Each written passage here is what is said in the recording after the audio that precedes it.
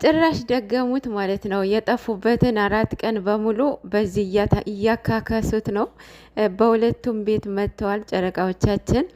እንግዲህ ከዚህ በኋላ አችሏቸውም ያወራሉ ስላንቺ የቡቡ ኮከብ እያሉ ኦፍኮርስ የቡቡ ኮከብ ከኮከብም ኮከብ ማለት ነው።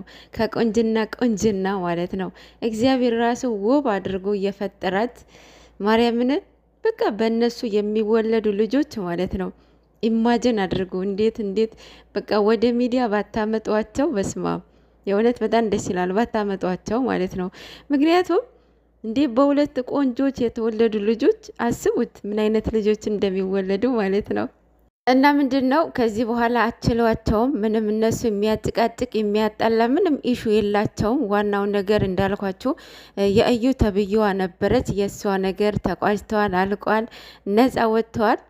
ቢጣሉም ያው እንዳለውም በወር አንዴ ነው፣ ያውም የኛ ነገር ሲመጣ ነው እንጂ ቢጣሉም ወደ አሁኑ ይታረቃሉ። እንደዚህ የገነነ ጥል አይወጣም ከዚህ በኋላ ማለት ነው።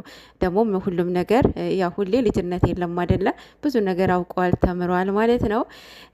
ምንድነው የምትማሩት ከዚህ?